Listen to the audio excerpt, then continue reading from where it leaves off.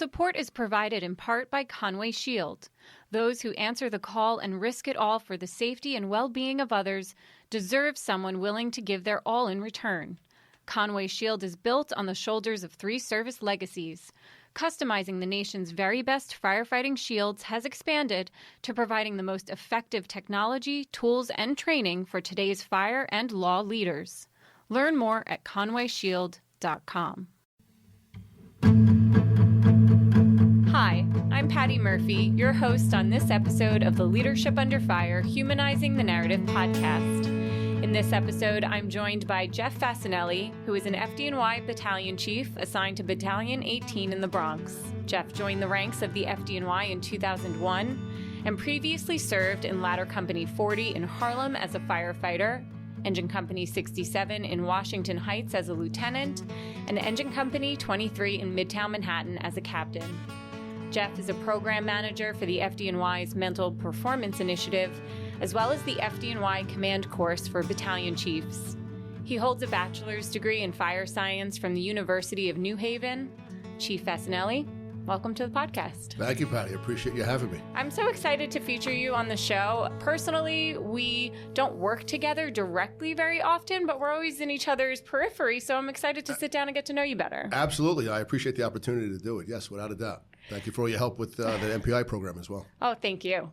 So let's start from the beginning. Sure. You joined the ranks of the FDNY in February 2001, which is 23 years ago this week, actually. Absolutely. My anniversary from our Proby class was actually on Sunday, February 4th, 2001, so 23 years, yes. Oh, awesome. Congratulations. Yes. Thank you very much. So when did you know that you wanted to be a firefighter? So I'm from Bay Ridge, Sunset Park, Brooklyn, and I grew up around the corner from up the block from 114 truck, and 278 engine was down the block from a single engine. And I used to always see the fire truck. So when I was a kid, I was just always intrigued by it. And my parents tell me a funny story, actually, that when I was really young, I wanted to be a fire truck. And then when they realized, like, you can't be a truck, you got to be a firefighter, I was like, all right. So I guess I was upset that I couldn't be a truck, and I realized I couldn't be it. So I said, all right, I'll be a firefighter. It's just kind of one of those things you just always wanted to do, and just kind of followed through with it. And here we are 23 years later.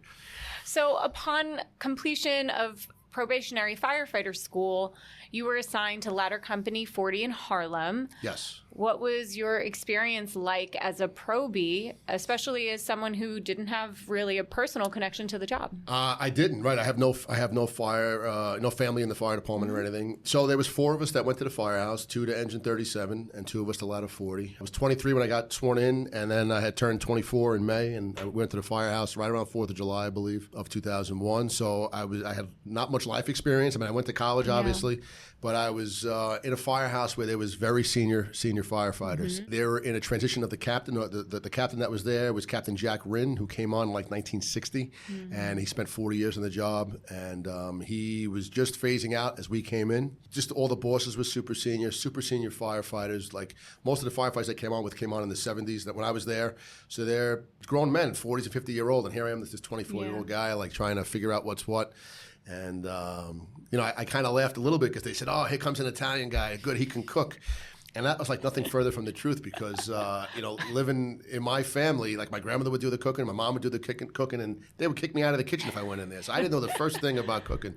So I'm like, nah, I'm sorry, I can't cook. They're like, what? So I learned. I learned how to do a lot of stuff, as a firefighter, and very impressionable. I was 24 years old, learning, single guy, trying to, do the right thing, and if you made mistakes, they would let you know right away. Just to look from the senior guy, he didn't have to say anything. You knew you kind of made a mistake. So, like anybody else, I would learn. And what was unique too was 40 truck was a tiller apparatus. So of course I wanted to drive the back, but that didn't happen right away. But I credit with the way I operate today, kind of to the design of the apparatus and how they taught me to operate. And what I mean by that is, as a chief now, we have to kind of slow everything down and take in the bigger picture. So for my earliest years in 40 truck, once I started getting the OV position and learning how to drive and be back there, just by the design of the rig, I'd have to check with the chauffeur first before I can get off the rig and like do my thing. And then when you climb down from the rig, after you spoke to the chauffeur that he's happy where the rig is positioned, I'd have to open the cabinet, get my SCBA out, put it on. Whereas if you're from a tower ladder or a rear mount, you're not talking to the chauffeur really much. you're getting your mask, you're off, and you're off to the races. Now, because of the design of the rig, I'm slowed down, checking with him, get my gear on, grab my tools. I'm looking at the building, listening to the radio. So for my earliest days doing that, it's kind of taught me to slow things down, and that paid dividends when I got to Midtown, which we can talk about also. But just working with senior guys. Did I go to as many fires as I would have liked? No. I mean, like, the city was not the 70s and the 80s. This is the early 2000s. I mean, I went to some fires. It was great. It's Harlem, so there's a lot of history there. Working with all great companies, great chiefs. It was a great experience there, and I really enjoyed it. I appreciate that insight into how you learn to compartmentalize and be intentional in a stressful, chaotic environment. Early on, absolutely. Yeah. Absolutely. And just watching the example that the senior firefighters set, seeing how they operated, seeing how they spoke on the radio. Now, when I first came on, not everybody had a radio. It was just certain positions, the chauffeur, the boss, the roof. I believe the OV, not the can and the irons didn't have it, so we had to stick with the boss and everything. So it was still different. Things were different back then, yeah, so it was good. Is there anyone in particular that helped you in your development, any firefighters or fire officers? And in what ways? Absolutely. So hands down, the lieutenant, I would say, a couple lieutenants, but Pops Roberts, we called him, Tom Roberts. He was a firefighter in 34 truck.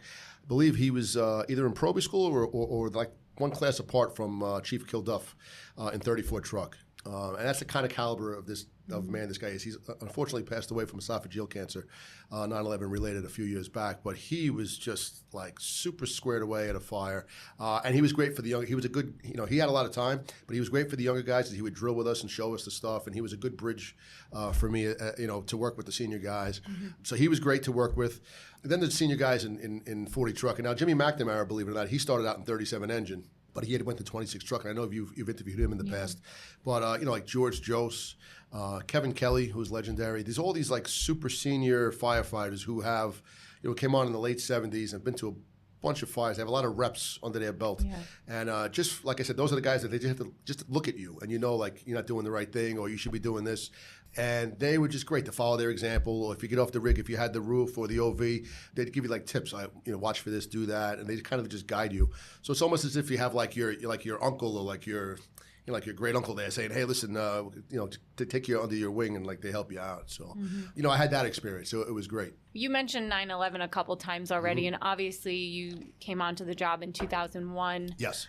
You were a Proby. I was. On the morning of 9/11. Yes. So do you mind talking about that experience, what you learned about yourself, the job, the city? Absolutely. So I wasn't working that day. I came home from 40 truck on Sunday, so I guess that would be the 9th of September, and I wasn't due back until Wednesday.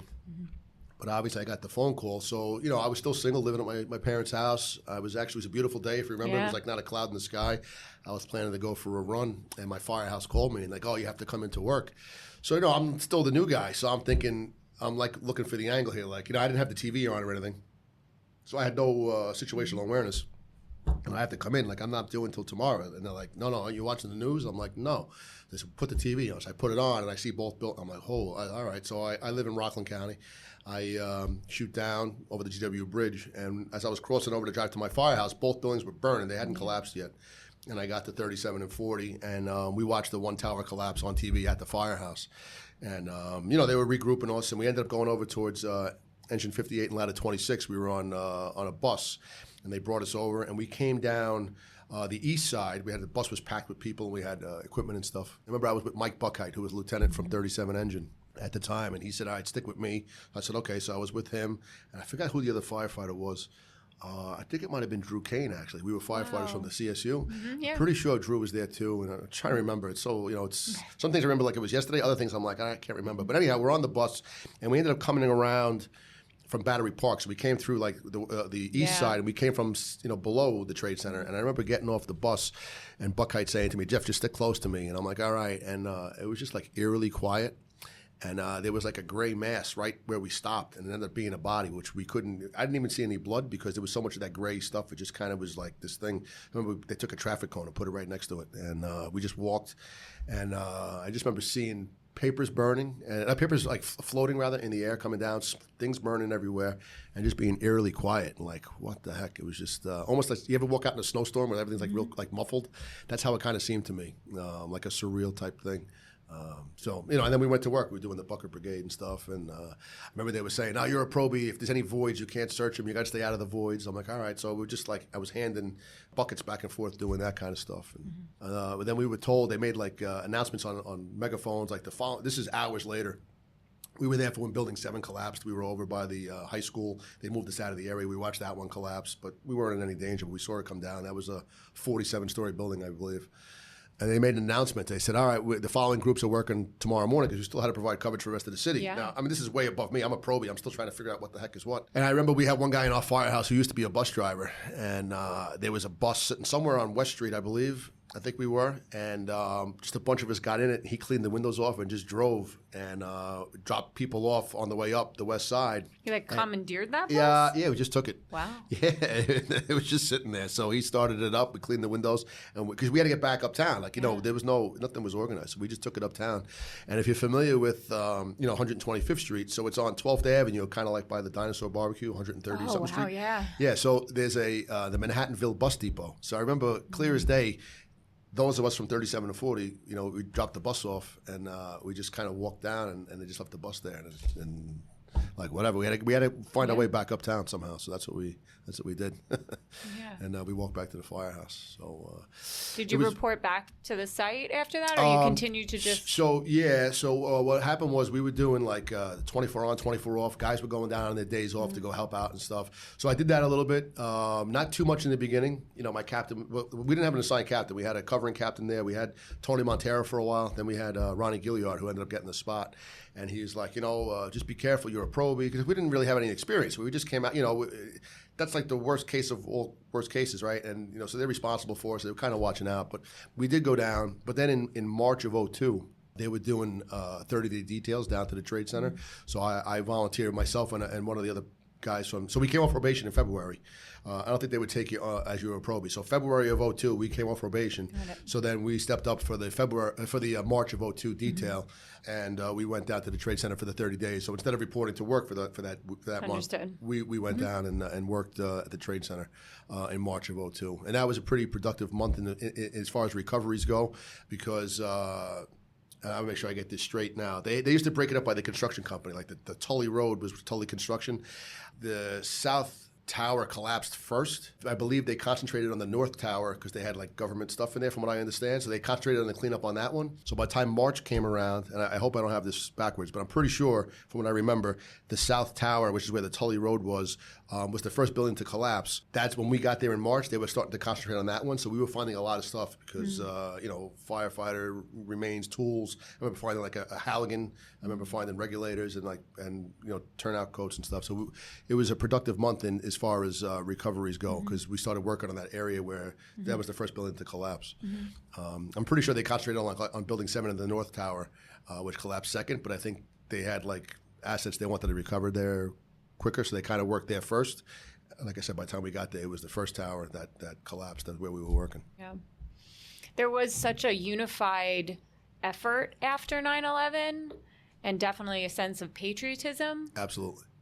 Did you ever consider that this was too dangerous of a job, that this wasn't something you wanted to pursue long term after 9/11? No, not at all. No, matter of fact, if anything, it was the opposite. Right. Like, I was super proud to be just an American, a New Yorker, part of the fire department, even though I was so new. No, not at all. Just kind of reaffirmed me that this is great. I mean. Yeah, absolutely. No, I was, like people came from all over the place. Like there was firefighters from other cities and stuff that were there, and like everybody was helping out. So I think it was just a time of being human. Like it's like a huge tragedy. We're all just kind of like whatever. Who cares what religion you are, what color you are? It didn't make a difference. Like we're all we're all human here. We need to band together and get this done, and that's exactly what happened. So, yeah. So, as your career progressed, you were promoted to lieutenant in 2006, which is kind of a short period of time in the grand scheme of things. Absolutely, yeah. It was very quick. I mean, timing is everything. I did well on the lieutenant's exam. Got promoted in August of 2006 to lieutenant. Yep. So it's just the way it worked out. I would love to have been a firefighter longer. I was having a great time in Engine 37 and a lot of 40, and just... That was part of the city's recovery, or the department's recovery efforts. Yeah, right. So things are moving quicker, and the timing was everything. So I did well. There was a July class, was the first group, and then I was in the second group, which was August, a month later, and I got promoted to lieutenant. And unfortunately, I came out of flips right after the Carpluck and Riley fire, and like one of my first couple tours was in engine. I was assigned to the 7th Division. One of my first few tours covering was in Engine 42.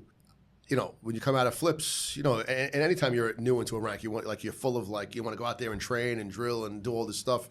And I walk into a firehouse where they lost their beloved lieutenant. Right. And, you know, I just kind of there was a lieutenant there at the time, Lieutenant Wall, like a super senior guy, like type A personality, take charge of everything. And he was kind of running the whole place, like coordinating everything. So I just basically sat in the corner, took the runs in and kept quiet. Like, it was kind of a surreal, like I felt terrible for them, you know, the whole tragedy. But that's right when I came out of flips. I was assigned to the 7th Division, covering around, did a couple tours in 42 engine right after that whole thing went down. And then started bouncing a little bit. And, you know, the timing is everything in our job. And the way things worked out, I was able to get assigned to Engine 67 in March of 07. Right. So I only bounced for 8 months. I know some people bounce for a long time.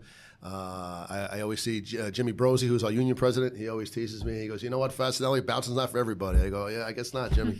So I got the spot in like 8 months. So I was pretty quick in the grand scheme of things. So it worked out well for me. So I was very happy. Yeah, so that's the Washington Heights neighborhood of New York City. Absolutely. What was the transition like from firefighter to lieutenant, and what was it like working in that neighborhood?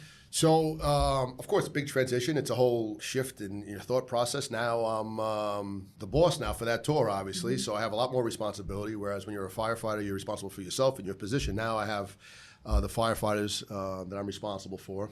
They were great. It's a solid single engine in Upper Manhattan, 170th Autobahn to Amsterdam. Senior firefighters up there as well, especially the chauffeurs. They were great. I mean, and the chiefs I worked for were awesome. I had Chief Montero, who covered as a captain, now as a battalion chief in the 13th. Chief Ritchie, whose son's now he's a deputy now on our job. His dad was the battalion commander, super squared away. Marco Vitolo and Maloney was the other chief.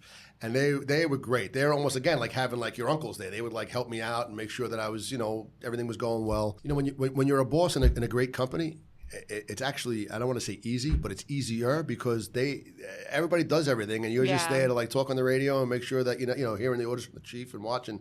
But there's not much really to do. I think it's tougher to be a boss in a house maybe that's not as senior or doesn't have as much, they don't get as many reps in, because now you really got to so for me it was 67 was super solid. They were squared away.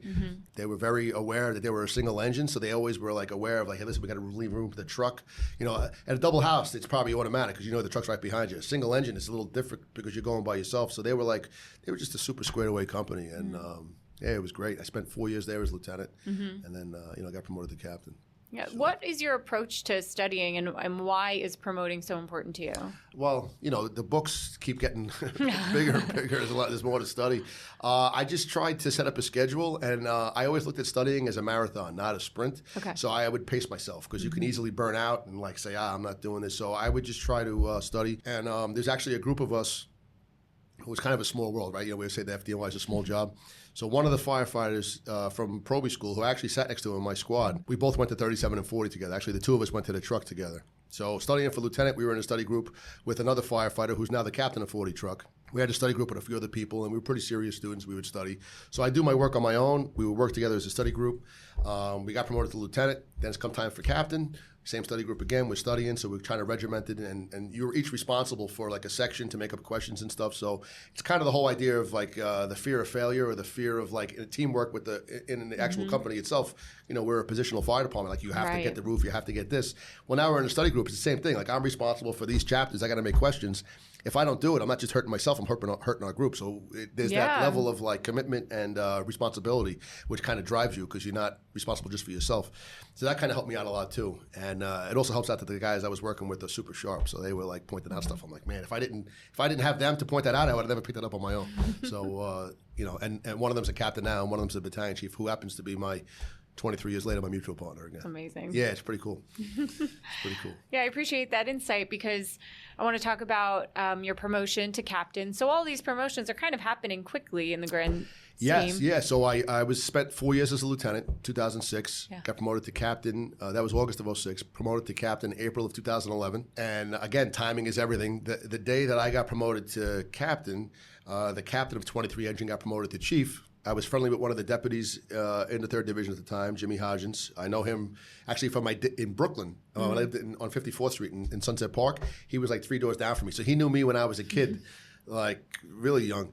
And so we crossed paths a few times, and he remembered me from 54th Street. He goes, "Oh, Jeff," he's like, "you coming down to the 3rd Division again?" I said, "Yeah, I'd like to." He said, "All right." He's like, and he was working in a division as a deputy. And he's like, "You know what, 23 Engines opening up. I think you'll be a great fit there. Try it out. Let me know." So I went there right out of promotion. I didn't, going back to Jimmy Brosey, I didn't bounce at all. I go, timing is everything. So I go right to 23 Engine, and he was right. The guys were great. I loved it there, and it was a great experience. So I had to wait a little bit. So I was there for the 10-year anniversary of 9/11, and the spot opened up. I put in for the spot was open because the guy got promoted. I put in for it. I got the spot, got the endorsements and everything. Even though I was a young guy, I had the battalion and the division's endorsements, and I kind of knew the area because my parallel life. I'm also a stagehand on Broadway, so that's right in the theaters. So I kind of knew a lot was going on down there, but I didn't have any other than projects. Didn't have much firefighting experience in high rise or any experience really other than project fires. So it was a huge learning curve down there, plus the complexity of all those buildings and everything. So it was a great learning curve.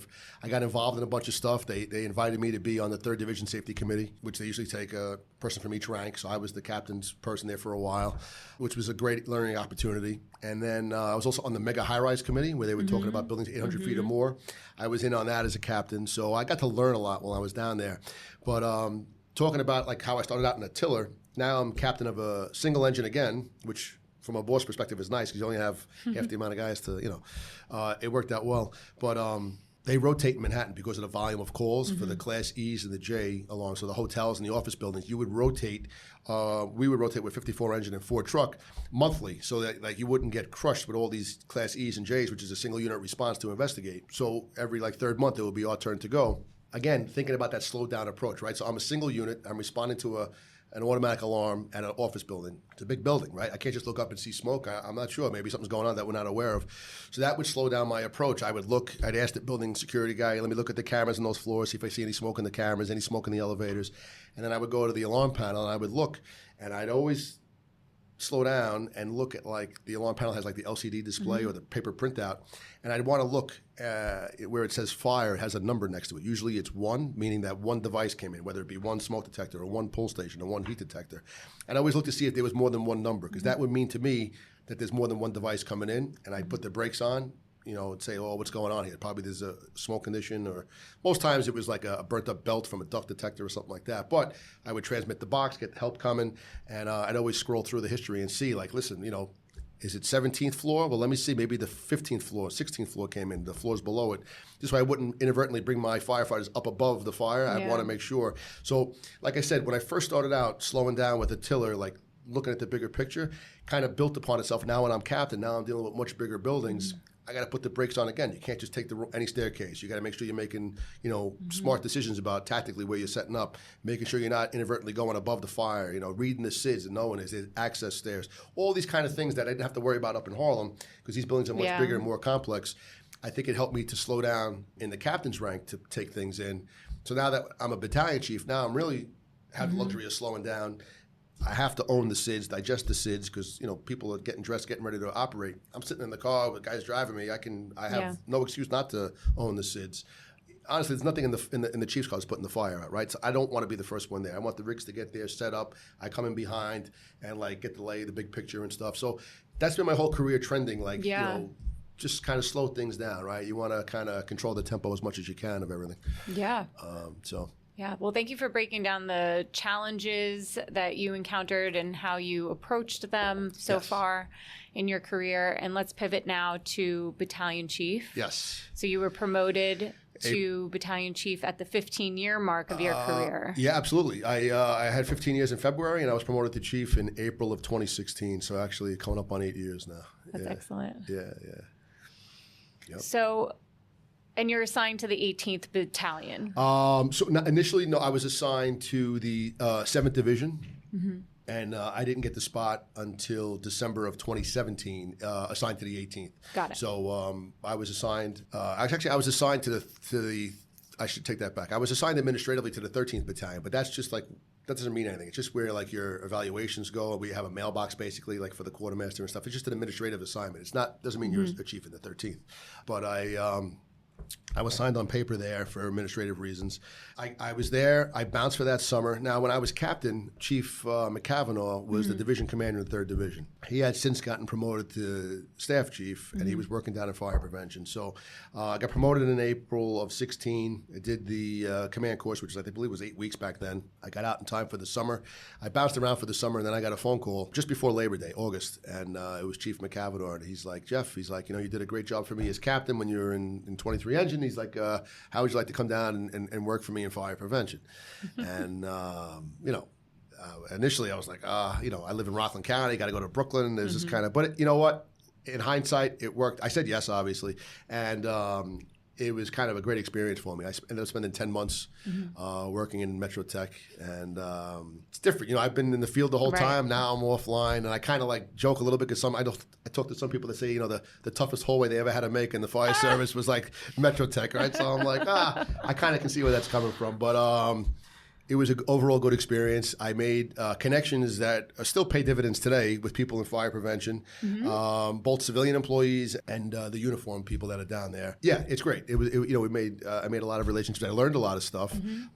Seeing how we interact with other city agencies, like Department of Buildings and stuff like that. I had to go to City Hall for meetings every once in a while, and just to see how all the behind the scenes stuff work, which you don't normally see working in a firehouse. So it was a good experience, and I got to make connections, and it was good. It was, and it's still good to today. Yeah. So I could imagine it lends itself as an incident commander to understand interagency relationships 100% at that level too. And also you see familiar faces sometimes. You just meet these people, and now you see them out in the field, and it's absolute 100%. It's all about the people, right? It's all about relationships and everything. And I didn't realize that at first, but I'm glad that I went through that experience. I didn't know it at the time. Well, it's like, I'm like, I want to be in the firehouse, but but it worked out. It worked out. Yeah, it was good. Yeah. It was good. Speaking of people and relationships, companies in the 18th Battalion's response area has a considerable number of very senior officers. Absolutely. Lieutenant Mike Scotto. Yes. Lieutenant Jack Mara. Both were former guests on this podcast. Yes. Captain Joe Principio. The Prince. Yep. Captain Joe Murphy. Captain Joe Huber. Lieutenant Kevin White. What was it like serving as a chief officer with company officers who were on the job before you were in grammar school? Yeah. Intimidating, but they never made me feel that way. They are like the ultimate professionals. Every one of them you named, Richie Kirshner's another one, Captain of 88 Engine. He was actually in Proby School with the Prince, which was 1978, I believe. And not just company officers, Jack Chavone. Jack Chavone. Jack is still working. Jack is my aide, which we'll talk about in a minute. He's actually going to be retiring this coming May. Okay. He came on November of 81. So, the Prince likes to joke. He has a ton of jokes, but he would always say, half these guys were cutting Bronx science, meaning they were in high school, when I was cutting Bronx roofs. Well, I was like kicking slats in the cradle when he was cutting Bronx roofs, but I was a baby.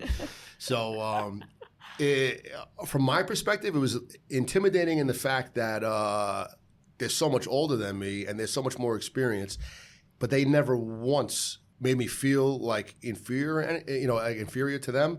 They were super respectful, and I think the biggest thing I took from them is the trust. Like, there wasn't a doubt in my mind. Like, I never had to ask another question. They never gave me a report where like, oh man, I'm not sure what they're talking about. Like they were so precise, and I took to the bank everything they told me. That if they said, hey, it's XYZ, okay, it's XY. It was a pleasure working there because these guys had so much experience. It made my job really easy. Like, basically, I was just the guy with the radio in the street saying, okay, yeah. And they tell you in command class, like, don't be the chief that says 10-4. But I'm like, when you have Joe Principio telling you that this is good, like, there's no follow-up to that. It's like, okay, 10-4. Like, even though I know I'm not supposed to do that, I have nothing else to say. Like, the guy covered all the bases. The same way when I was a lieutenant in 67 Engine, I worked in the same groups as Mike Champo. Right. He gave such a detailed report, kind of like Brian Curry does in 33 Truck Now. They paint such a picture for you, like it's like, okay, like there's nothing left to ask. Like they gave you everything. Like that's it. Like sort of some type of catastrophic thing happening, like out of their control that we don't know about. We're done. That's it. So it was a great experience for me. And plus, you hear back in the the firehouse banter, all the stories and all the history. Just to soak all that up is, and not just in my house, but I would go to 88 and 38 or 48 and 56 to visit my other companies, and you have Richie Kirshner, Kevin White, all these guys just giving history of stuff and like going around and talking about buildings. I had the similar experience as captain in 23 Engine. We had Tom Mara, Jack's brother, actually, who was the 9th Battalion commander, and he worked in that area forever. And he would you go to a box for Class 3, hey, Jeff, you know about this building? No, what's that, Chief? Oh, we had this fire here in 1980. I'm like, oh. So they would give you like a history lesson on every run. It's like, I feel like I'm watching the History Channel. It was awesome. I love that stuff. Yeah. So going back to the second part of your question, you asked me about Jack Chavone. Yeah. Jack did 11 years in 88 Engine and came for personal reasons, stuff going on at home, came to the battalion in 1992. It was supposedly for like a short stint, and he's been there since. So what's nice about having an aide like that, or any aide that's been there for a while, and especially once you get a spot for a while, they get to know you, your personality, and most importantly, they know your blind spots. So like however I'm operating, I try to be as sharp as I can be and on top of my game. But listen, we're human. And every once in a while, Jack will be like, hey, Chief, or hey, Jeff, did you get, oh, yeah, Jack, thanks. Because, the next fire I go to where I do everything right, it'll be my first fire. There's always something you kind of like, I forgot to do this, or I wanted to do that, or that's just human nature, right? And, we get better at it, but there's always something. So I love having that extra layer of redundancy with the aide. And all the aides are great, but he's just been doing it so long. He's like having a second chief. He thinks like a chief. He's worked in 30-something years. He's worked with, how many chiefs has he worked with? He knows he lives in the Bronx. He knows every street in the Bronx, every location, building history, he just, and unfortunately, not unfortunately, it's great for him, but for us, he's going to be retiring in May because he'll be 65 in September. So he's got his date figured out, but he's awesome. It's great to have that. And I know we're unique in that, like, most battalion aides aren't that way. I mean, there are a few of them around that have a lot of time, but like that's few and far between. So I know it's a special thing that we have. So I try to, I just enjoy going to work every day anyway, but that just makes it extra special. So. Yeah, I'm happy we gave a little bit of time to highlight him. Yeah, absolutely. And back to what I said earlier, that we're always in each other's periphery. I mean, I'm glowing as you're mentioning all these names because I've worked with these individuals on different projects, and to your point, they're the subject matter experts. So I had unlimited trust in them. And I understand what you're saying, even though I haven't experienced it in the stressful, chaotic environment that you obviously operate in. And if I could say one more thing about the trust is that not only, I'm the chief in the street. I'm not, I'm coordinating things. I'm outside talking to them. But there's also that mutual trust where they trust me to watch out for the bigger picture. Like they're inside operating. They're doing their thing inside. You have to have trust in the chief out in the street to say, hey, listen, when it's time to pull the plug, he's going to pull the plug. Or if something's going on, we're deviating from the plan, he's going to let us know we're deviating. So that it's a mutual trust, right? Like I trust them implicitly because they have so much time and experience, and I take their word as gospel. But I appreciate the fact that, hey, listen, they have 40 years, but they're putting, they're trusting me that, hey, this guy, he's got a lot less time than us, but hopefully he's not, out to lunch. He's like got our back. And so that's like an honor just for me to be able to be the chief to watch these guys do their thing. Yeah, so, that's an important point to highlight too. Absolutely. Love it. Absolutely. So let's talk now about complex fires and emergencies. You've been a battalion chief for nearly 8 years. Yes. And are no stranger to serious and complex fires in heavily occupied buildings. Yes. So I'm excited to talk. I don't know if excited is the right word, but I'm interested to talk to you about this. Right. Let's start with the Prospect Avenue fire. Sure. On the evening of December 28th, 2017, you commanded a fire operation on Prospect Avenue. The fire was in a 5-story, non-fireproof multiple dwelling and claimed the lives of 13 people. It was the city's deadliest fire in 25 years. So, in what ways did you experience both the burden and privilege of command based on that experience? Okay, so I was assigned to the 18th Battalion like 2 weeks before. I think like December 14th, the order came out. So I'm fairly new. I'm new to the battalion. I know a lot of the players because I was a lieutenant again in the 7th Division, so bouncing around. So I knew a lot of people. I knew all those senior bosses. They had asked me, hey, if you can come back, come back. So it worked out, and it worked out well for me. But I'm still a new chief. I had fires as a 3rd Division as an ABC. I had some fires bouncing around as a chief before I went off to work for Chief Spatafora and Chief McCavanagh. But I was definitely not comfortable in the rank. It takes a while, even maybe up to 5 years before you start feeling that comfort factor in a spot to get that, get into your groove basically. I didn't have any of that, so I had a grade aide, and we're going to the box. The Bronx is calling me. Ironically enough, we drive right by Happy Lands, which I have to come out of quarters on East Tremont, make the right on Southern, and 1959 Southern's right there staring at me. So we're driving past Happy Lands, which is the fire they're talking about from 25 years prior. I understand. Where 87 people passed. Drive right past that, up to 185th Street to get to Prospect, which was between 185 and 187. Pull down the block, and we have smoke. Now, most fires you go to, there's a cadence to them or a tempo, right? So I get out, companies are moving up. My second 2 trucks are relocated because the second 2 truck was out of service. 88 and 38 are pulling up. We have smoke in the block, so they call me. Okay, 88 engine gave the 1075. The first 2 chauffeur, super squared away guy. He actually recently retired. He's a friend of mine back home.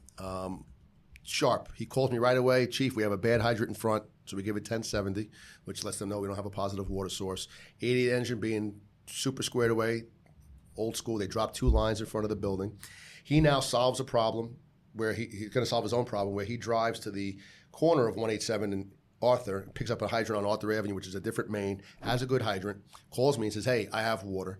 With that, the first 2 truck, led by one of the senior lieutenants, gets to the front of the building, gets into the vestibule, can't open the second door to get into the hallway because there's 3 bodies there.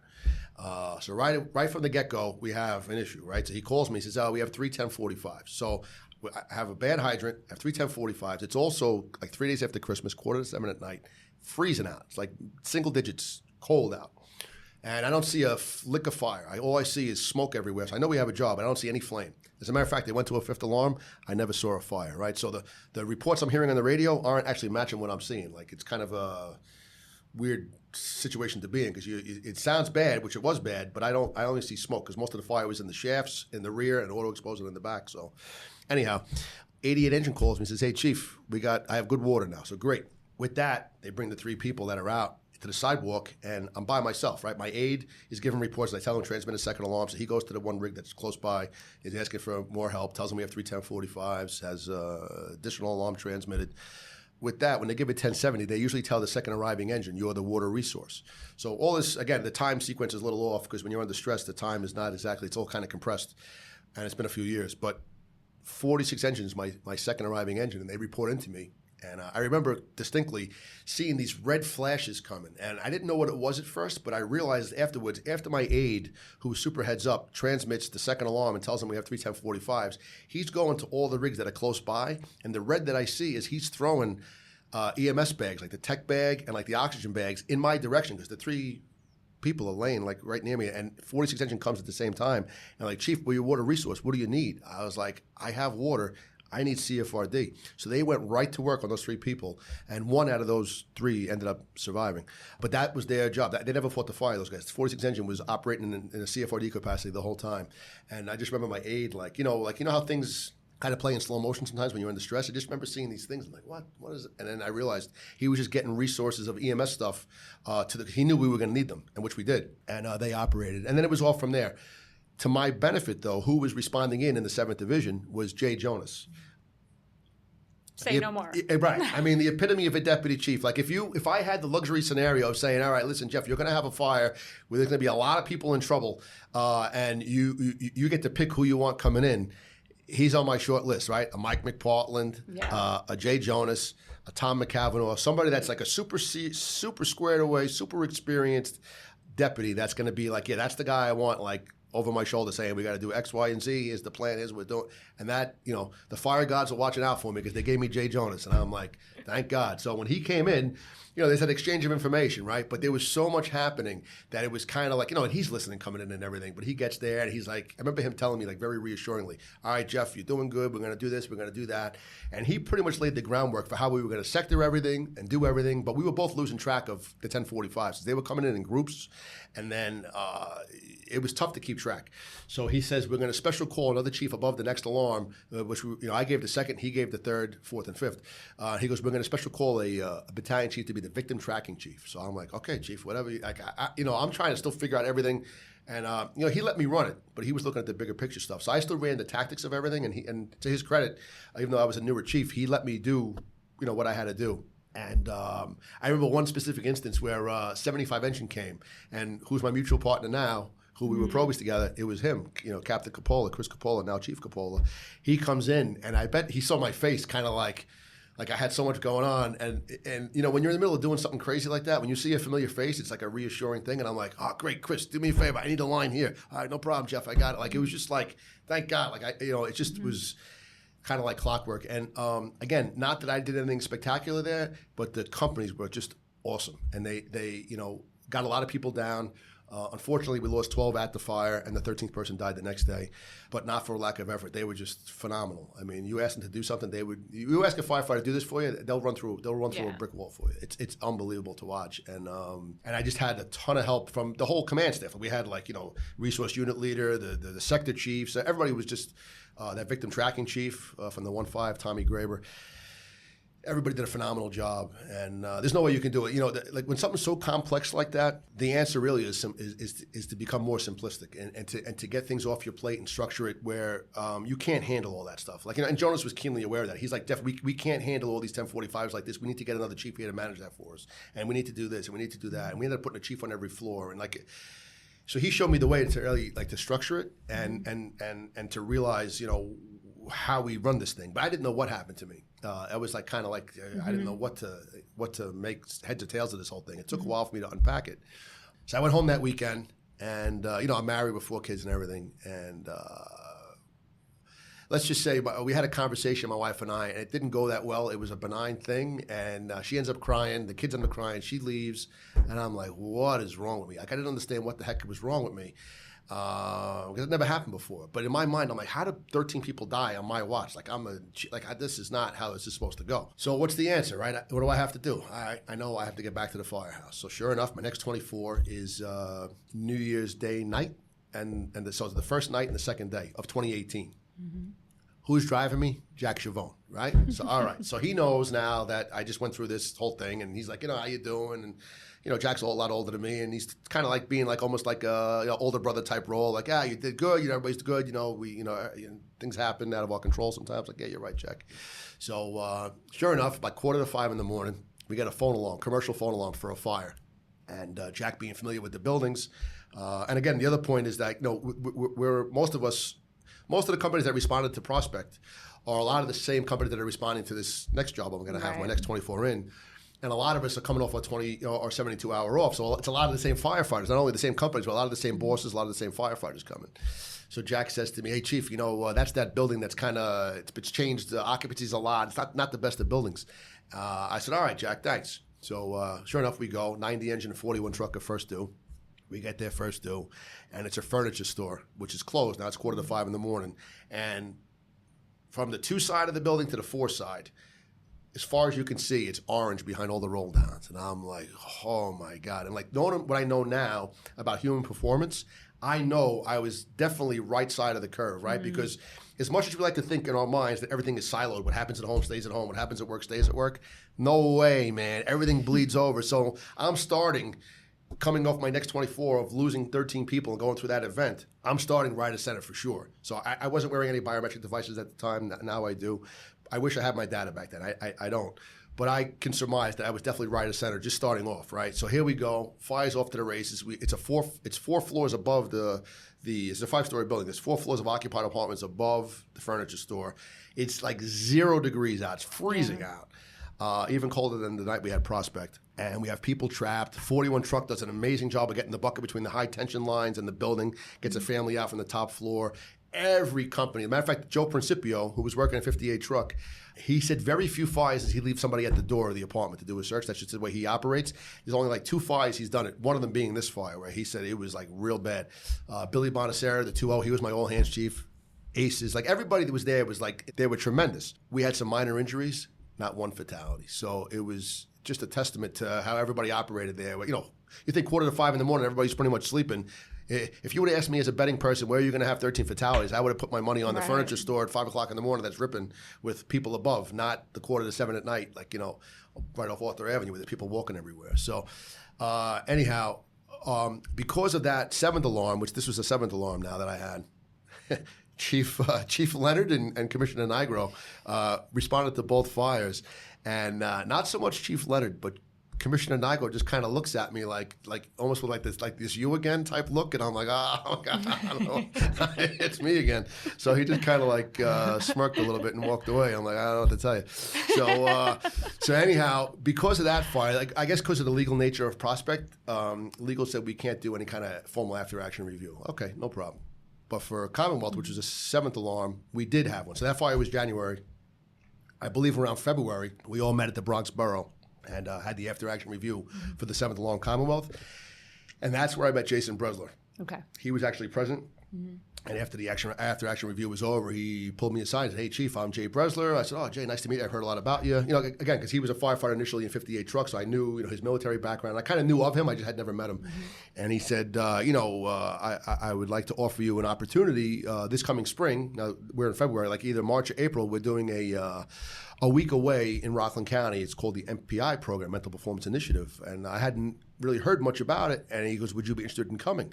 And I said, "Yeah, absolutely." He goes, "You're off the chart for a week, and we bring in people from sports, professional sports, and the military and academia, and we go over like human performance under stress." I go, "Yeah, no problem." So I really didn't fully appreciate what he was offering me until I went there for that week.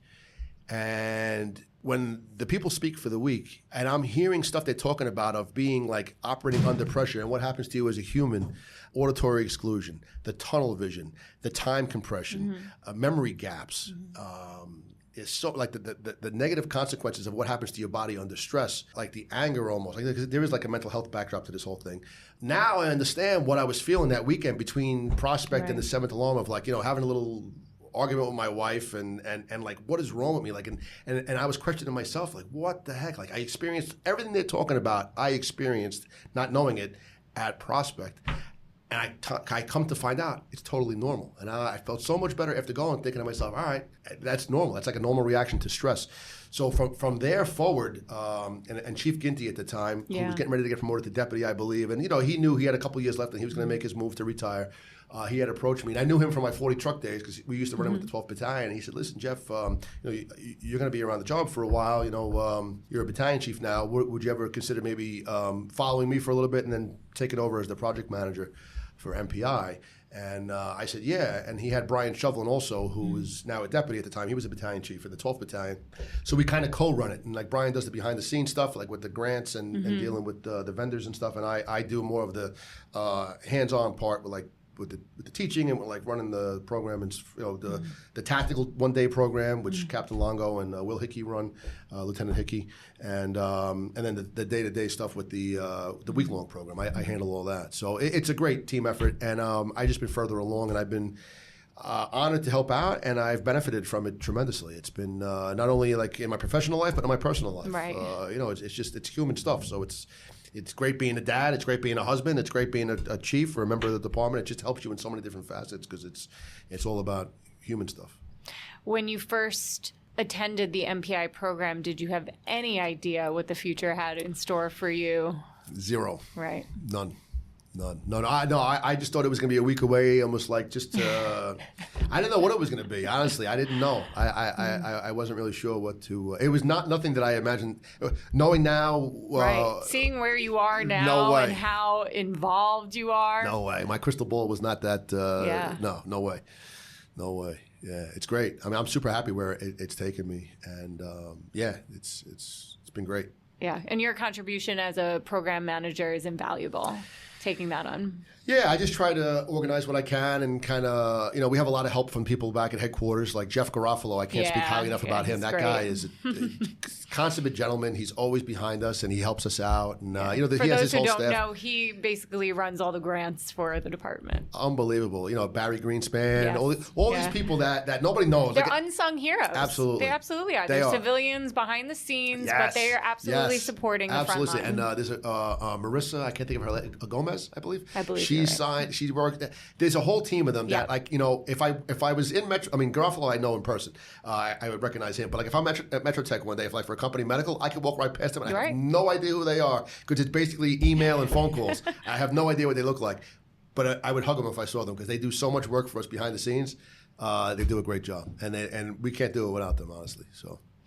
And I want to mention that Chief Jim Ginty has been featured on this podcast as well. Absolutely, yeah. Oh, solid. His name. Super solid. Firefighter. His dad was one of the founding members of the band. Yes. And his brother's still currently on the job. He's a Battalion Chief also. Absolutely a whole firefighting family, but excellent. What a breadth of experience you have had. In a short time, job. right? Yeah, 23 filled years of a lot of meeting a lot of personalities, and the job has been great to me. Right. I mean, I've had a lot of opportunities. The fire department's given me so much. I could never repay for everything they've given me. So that's why I'm always happy to say, all right, I'll help out for whatever I could do, because there's been so many things. I mean, I've been through FOMI. I've been, obviously opportunity to help out and manage the MPI program, which is the highlight, obviously, and working in all great companies. I've been able to get assigned to primo spots. It's really a blessing. I think it's awesome. Yeah, and I just love the way that you frame the privilege that you have in this role. But it is a role that comes with responsibility and a lot of burden. Yeah. And at this point, I wanted to talk about the Twin Parks fire. If that's okay. Sure. Yeah. So that was.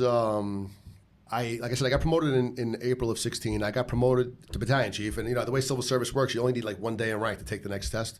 So it was about a year and a half. Sometime in 2017 was the deputy's test. So I had very little seniority. Honestly, wasn't even thinking about being a deputy, but I said, you know what? Just to get the experience of taking a test, let me take it without putting much time into studying because I just want to know what to expect. So I took it, and I'm good friends with Chris Iser, another squared away. Super squared away guy. I mean, another like FDNY royalty name, right? You hear Iser, that's like, there's certain names that are like FDNY royalty, right? So Chris and I we got promoted to chief together. We were good buddies in the command course.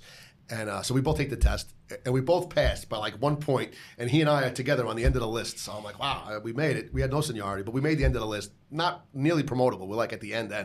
But because there's a hierarchy as to who like ADC's acting deputy chief, because I am on the list, I ADC'd more than even that a head of chief that are senior to me in rank in the 7th Division that are bouncing around, not bouncing, that have spots in the battalions in the 7th Division.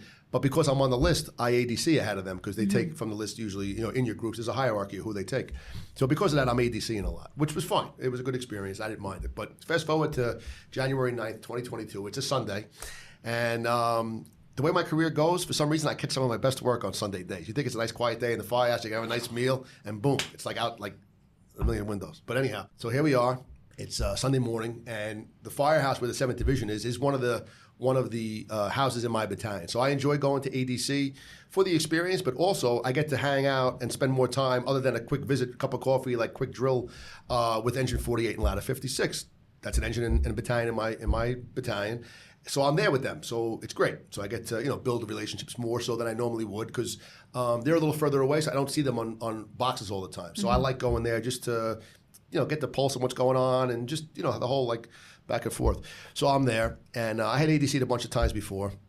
Just real quick, just to give you a little backdrop, the first like 5 or 6 times I ADC'd, I didn't have any runs, nothing, no fires, didn't run. So I went there, just kind of kept the seat warm for a few hours, talked, had a nice meal, and bonded with my firefighters and went back. The first run I have is an ADC. Actually, Frank Lieb was a brand new citywide tour commander. I believe it was his first fatal as a citywide tour commander. I'm ADCing 13th Battalion. It's those large apartment buildings over the transverse, which like between the George Washington Bridge and the Cross Bronx. Those real big buildings like Wadsworth and all those avenues there, St. Nick. Mother and daughter died.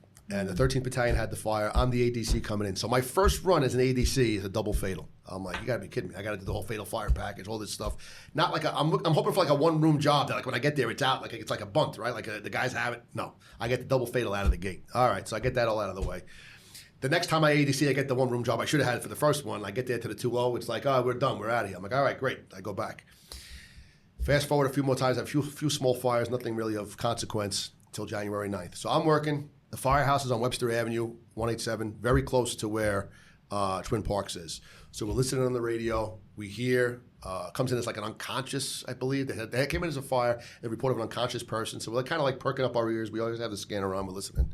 And sure enough, I hear Lieutenant Dave Werder in Engine 48 say 1077. So boom, we're in the car. We're out. We're going. We got in very fast. I mean, like very quickly because of location, but also we're listening. Like we're ready to go. I have to look at the actual timestamp, but we're in very quickly behind the 19th Battalion, who's the first chief on the scene.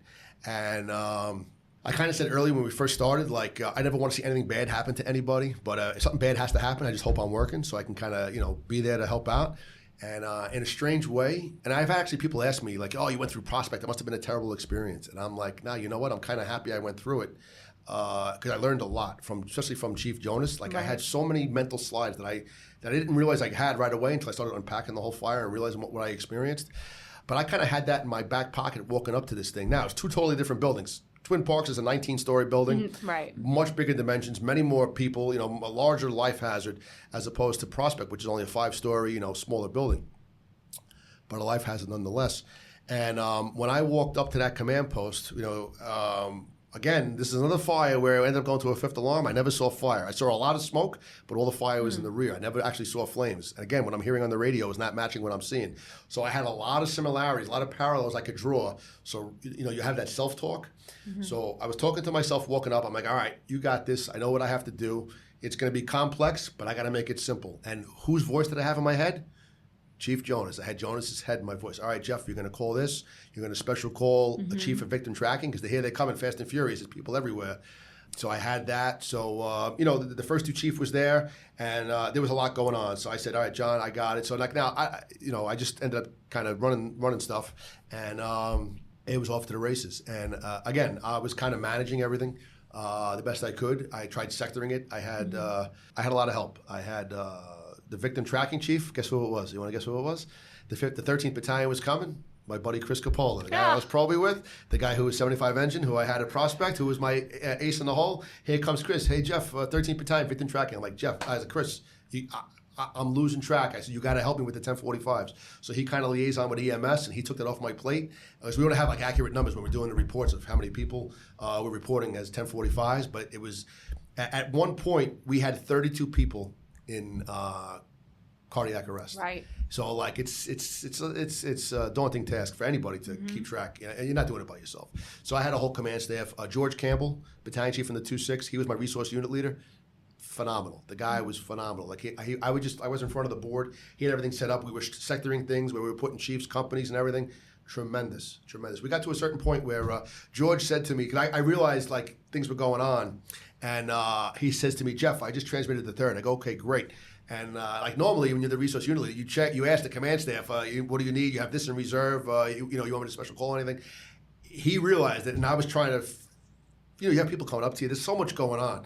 I remember at one point the civilian came up right when George was transmitting the 3rd, and he pounds his fist on the command board. He's like, my mother's in there, and I'm like, what the? So I'm like to the cops, get a fire line set up. Like when he hit the thing, all the chips went flying. I'm like, oh my God. Like it was just chaos, and I'm trying to make it I'm trying to keep it on the rails, knowing what I know about human performance now. I know I have to keep it together, and at least even if on the inside I don't feel calm, I got to sound calm on the radio because the way this thing is going, it's trending. The whole job is trending right of center. I got to try and keep it on the rails as best I can. And but I had a lot of help doing it, and I know simplicity is the answer to complexity. So we have to sector it. We need more help. So I told George Campbell, who was behind me, I said, George, transmit a 4th alarm. But we had a decent handle on where the fire was at this point. Chief Lieb had come in at this point, and he asked me my rundown, what I had and everything. I told him what we had, and he kind of heard it. I mean, I think he was kind of thinking, what the heck is wrong with Facinelli? Because I'm saying I thought we had fire on an upper floor because we had smoke coming like square out of the, I believe the 15th floor on the opposite side of the building, towards the fourth side of the building. The fire was between 2 and 3. It was a duplex apartment on the lower floor, on the second floor, duplex apartment, towards the 2 side of the building. So I have smoke all the way up, and on the opposite side of the building, I thought maybe it was an arsonist. We had separate fires. So I said that on the radio, and we had a person hanging out the window. I wasn't sure if we were going to do a rope rescue. And he's thinking, what is this guy talking about? Like, and then once he got there and he saw it, and he's like, okay, I can see that. Like, it was kind of like one of those where the book's not matching the movie type deal. Like, what the heck? What you hear on the radio? But it was legit. So I can't speak enough about how everybody operated. When I say it was all hands on deck, I mean, even the rack firefighters who were from Rescue 3, they were on portable ladders pulling people out, doing stuff. I actually was able to get them a unit citation, which I think I might be the first one to ever get the rack unit a unit citation. But it was 100% legitimate. These guys were on portable ladders, getting people out of windows that would not be here today if they didn't do what they did. Rescue 3, I mean, the captain of Rescue 3 was working. He made the decision, on his own, because unfortunately our job we learn from a lot of, the hard way sometimes, right? So I know years ago, back in '96, I believe, don't quote me, it was before I was on the job, they had the Jimmy Williams fire out in the Rockaways where he unfortunately went to the dead end of the hallway, past the stairs, and he lost his life there, one of our firefighters out in the Rockaways. So I think the captain had that slide in his head from his mental representation of like his slide tray, his recognition prime decision making was, all right, listen, I'm keeping somebody. We had scissor stairs there, and it's a pretty long building. People were running low on air. It was a bad situation. And he told one of his firefighters, listen, you're going to put your body here and nobody goes past you. And that's what he did. And he acted as basically a Jersey barrier for firefighters that were coming down the hallway. They'd hit into him and get right into the stairs because there's no doubt in my mind if somebody would have went down the other end of the hallway, we would have been dealing with the line of duty. As it was, we had what I call silent maydays. Like nobody specifically said mayday or pushed their EAB or anything. But, we were taking transmissions. They were on Viber alert. And at a normal fire, I would say to them, all right, listen, I'd say 10-4 to their message, and I'd say, you're going to be relieved. You're out. We'll get somebody else in there. At this fire, there was so many people still to be rescued in there that they just took the facepiece off, and they're still operating. When everybody came out of that building, they looked like coal miners. You couldn't tell if they were engine, truck, squad, rescue. Everybody was completely, carbon black. Regardless of, you couldn't tell. It was just like, they look like coal miners to me. As much as we're an awesome fire department, luck has a say at this whole thing. And fortunately for all of us, I think luck was on our side that day because things could have went in a different direction. Yeah. Like one of the biggest challenges I had in my head was like, where do I put the fast truck? We have smoke on like every floor. Like the smoke just took off. And like, if they're going to go in the building, they have to be on air.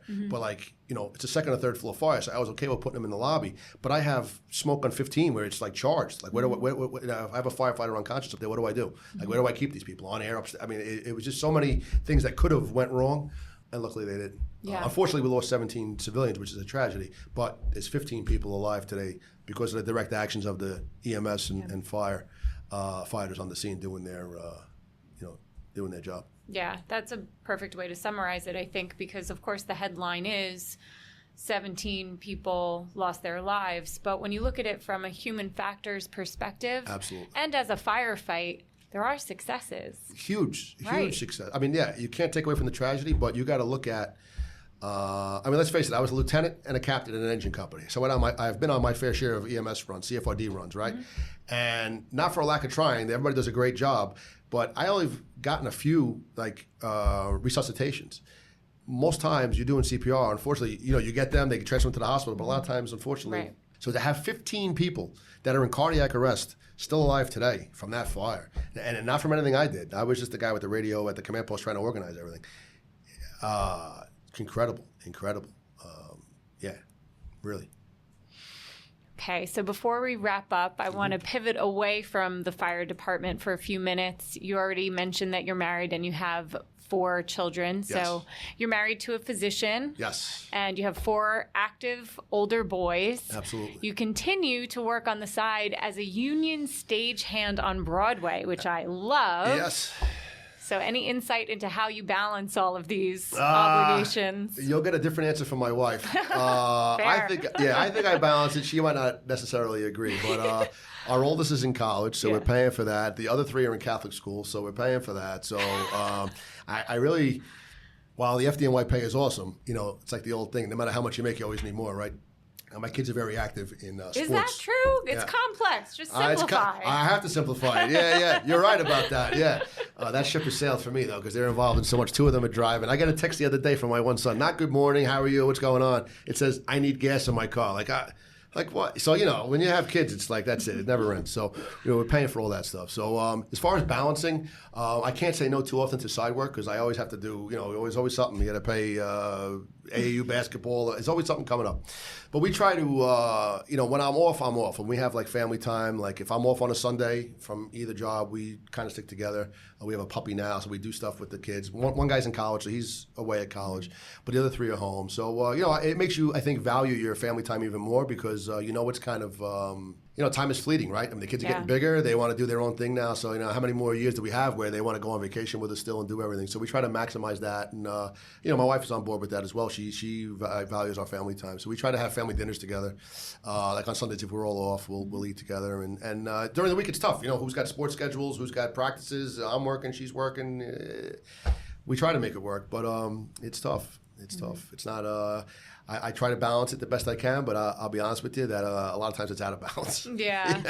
But it's like you said, it's a season of life. Yes. It's temporary, and you just have to maximize this moment. Remember days when I was a lieutenant and captain, driving up the Palisades Parkway, maybe a little faster than the speed limit because she's in her car in the driveway, and it's like, Tag, you're it. You got the kids. Like they can't be left alone.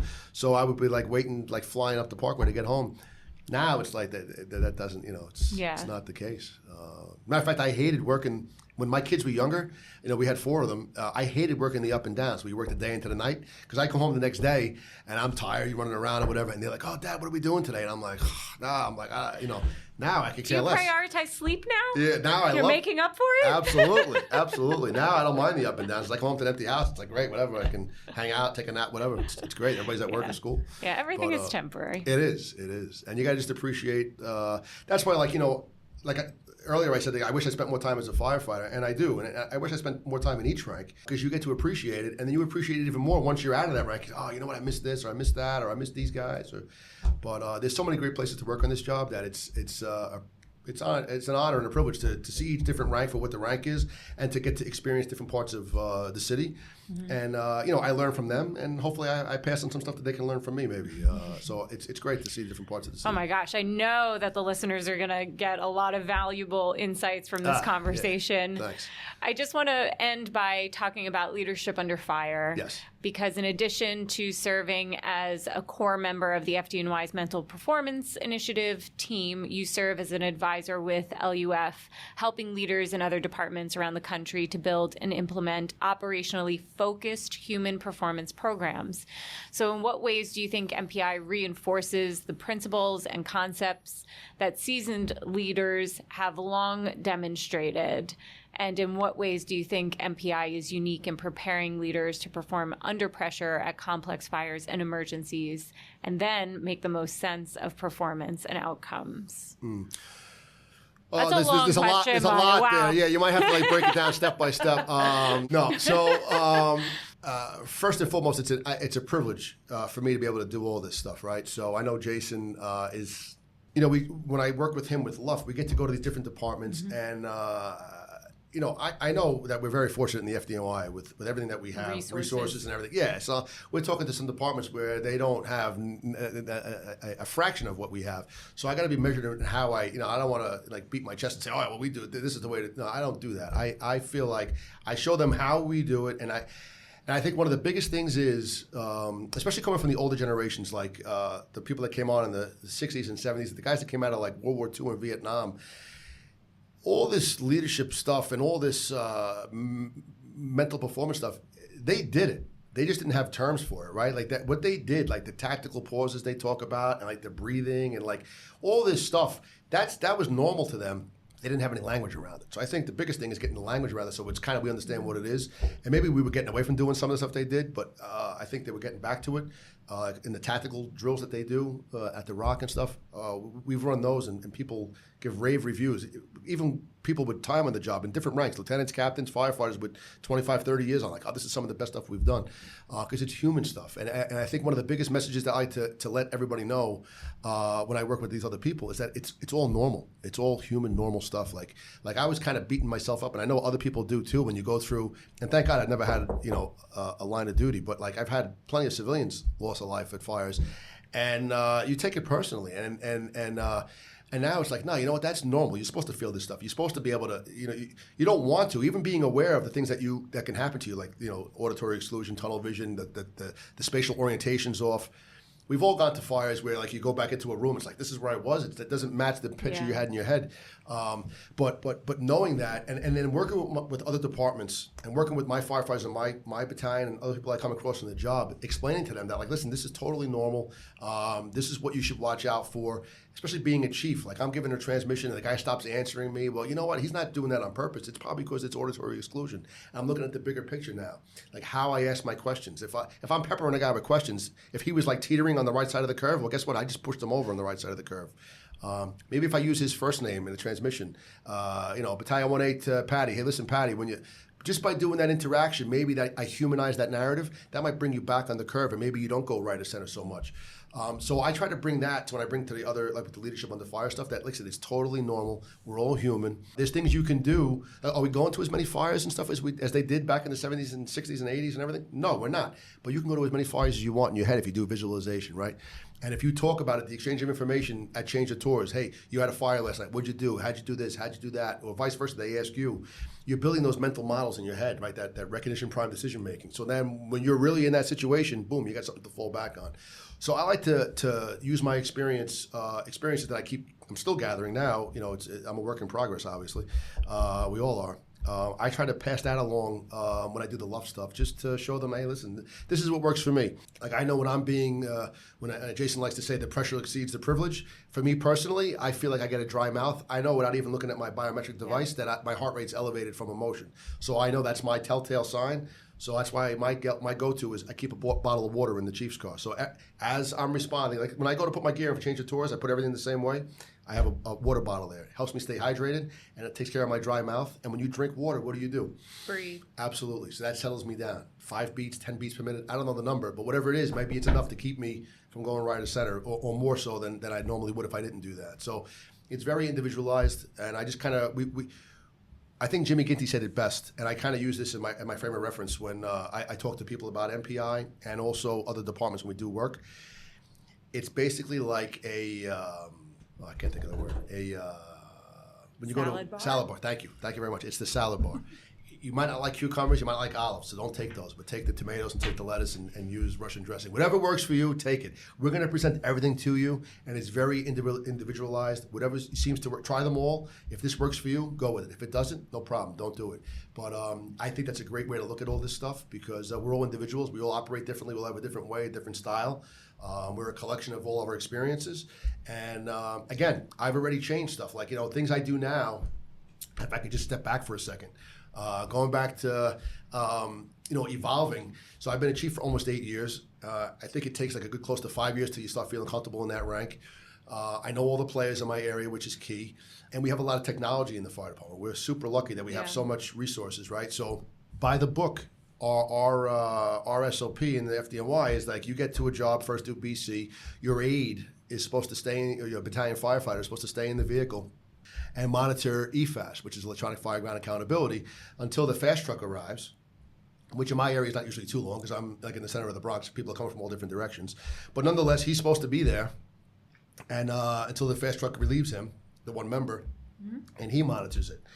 One of the things we've learned doing leadership under fire and mental performance is that two of the most stressful positions in the fire service are the first due battalion chief and the first due engine chauffeur, because mainly you're operating alone, right? So we have technology now. We have the portable EFAS. So my policy. My personal thing, when I'm working, and other chiefs I know do this also, namely my mutual partner, because he's involved in the tactical communications world, Chris Capola. Our thing is, as soon as we hear a box for smoke or fire, what we first do, we turn on the portable EFAS in the rig, and we have an understanding with our aides. Listen, as soon as we get there, like you're gonna use the battalion vehicle to block traffic, because inevitably the first engine and first truck go in. Guess who comes in behind them? 4 or 5 civilian cars. Now I can't get my second truck in, and it messes up my operation. I don't want that. So my aides know. They pull up. They're gonna block the end of the street. I'm gonna get out, get my stuff on, walk down the block, do my thing. They grab that portable EFAS. As soon as the second dude's coming, they back the car out of the way and park it. They grab that portable EFAS, and they come to the front of the first dude truck. And that's where I want my aide, in the front of the first dude truck, because they're in front of the fire building. And I've had plenty of fires. They start going sideways. It's tough to get on the radio. And I might not want to get on the radio, because there's like valuable stuff people want to say. There's 55 of us on the scene, and it all hands with a handy-talkie. Even though I'm the chief, I might not have the most important thing to say, or even if I do have something important, I might not have airtime to get on. So I don't need my aide halfway down the block. We have a technology now that can fill that gap. He's monitoring EFAS. It's just portable. He's in a somewhat quiet environment in the front of the first dude truck, whether it be the officer side or the chauffeur side, depending upon where the fire building is. All I have to do is turn, if you're my aide, and say, hey, Patty, it could be a hand signal or it could be a verbal. Transmit a second alarm. Give me a victim tracking chief. Give me another engine for CFR. Whatever it is, I don't have to get on the air and the handy-talkie and waste, or take up time. Maybe I can't do that. And he's still monitoring EFAS. So if somebody hits the EAB, he's doing his job, but he's near me. And psychologically for me, I have my help 10 feet behind me. So it kind of lowers my internal stress of being alone somewhat, because my aide's right there, and he's watching for my blind spots, basically, right? So as opposed to being halfway down the block. And that's just one example of how technology fills that gap, and it can kind of work in the human factors perspective, in that it's lowering my internal stress, and it's giving me real game time. Like I need this, and you're right there. I can just look at you and I can say, hey, get me this. And technology is helping us out with that. So all these things are great, and I think but there also is a downside to like I'll tell you a quick story about Twin Parks, and we talked about Jack Mara. Yep. Like, whether you're at the company picnic or a Fifth Alarm, that guy is like super like calm, right? His brother Tom's the same way. We had them as both of them actually at the last MPI week long as the fireside chat guests that we invited back. But about a week later, after Twin Parks rather, Jack calls me, and now they're a different battalion, different division, but I run with them routinely. He's like, Jeff, Chief, I see you working. He goes, would you mind coming by? I go, yeah, of course not, Jack. I mean, they were right there. So we go right over there, and we stop. We have a cup of coffee, and he hands me a piece of paper. And the piece of paper is a schematic of how the windows are at the Twin Parks building. Mm-hmm. And oddly enough, I had spoke to Joe Carlson, the Division 3 commander, when he was a battalion chief in the 4-3 battalion. They have like identical buildings today to the Twin Parks in the 4-3. So like we could have a round 2 of this whole thing. So I hope not, but we could. So anyhow, and he was familiar with those buildings in the 4-3. So anyhow, Jack Mara shows me this schematic, and only one window in the front of Twin Parks was from the fire department. The other, like 7 or 8, were in the rear, which I never saw. That's where the fire was coming out. He handed me this paper. Now, I'm at the kitchen table in Engine 46 and Ladder 27. No stress. I'm having a cup of coffee with a bunch of guys that I know. Like, there's like no stress at all. And we're all having a few laughs and stuff. And, it's a week after this tragedy. And he says to me, oh, wouldn't you have liked to have had this at the fire? And I looked at it, and I get it. He had best of intentions. Like, yeah, this is intel for you. And I said to him, you know what? No, because this would have destroyed me. Like, I had no bandwidth left in my head. This would have been like reading hieroglyphics to me. I would have been like, I'm actually having trouble right now at a kitchen table, calm, having a cup of coffee, trying to figure out what's what here. Could you imagine under the pressure of that event looking at this? Like, this would, if you had it and gave it to maybe an aide or another chief to like kind of decipher and give me like the Cliff's Notes, okay, maybe. But for me to do that, so going back to my thing of like, in the face of complexity, simplicity is the answer. We only have so much bandwidth as humans, and technology is great. But you got the drone, you got this, you got the EFAS, you got. That's great if you have a great command staff and people are helping you out. You have your aide or the division aide or maybe another chief coming in or the resource unit leader can look at stuff for you. But they got to feed you just little snippets because you can't. As much as you like to think you can do all that stuff, honestly, it's too much to handle. You're gonna get overload, and they got to just feed you what you need, and that's it. Otherwise, let you do your thing. it could be too much. Yeah. And that also adds a whole other layer we could talk about another hour of like the whole citizen effect where you kind of know in the back of your mind, everybody's videoing you, everybody's listening to your radio transmission. Right. Some guy in Iowa who's listening to a scanner's listening YouTube, with you judgment name it. And absolutely.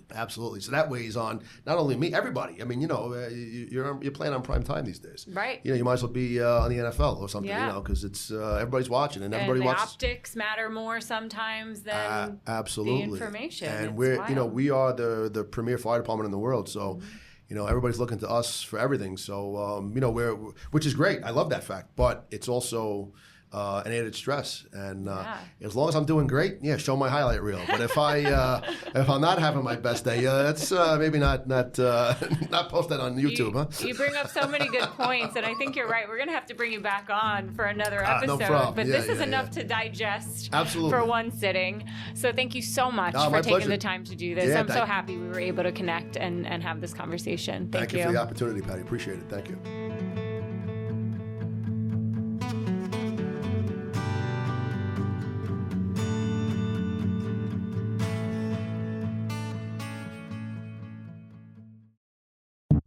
The Leadership Under Fire podcast provides a platform that helps to prepare performance leaders to navigate the moral, mental, emotional, intellectual, and physical rigors in high-risk and ultra-competitive settings by developing strength of mind, body, character, and critical thought. For more on this, visit Leadership Under Fire.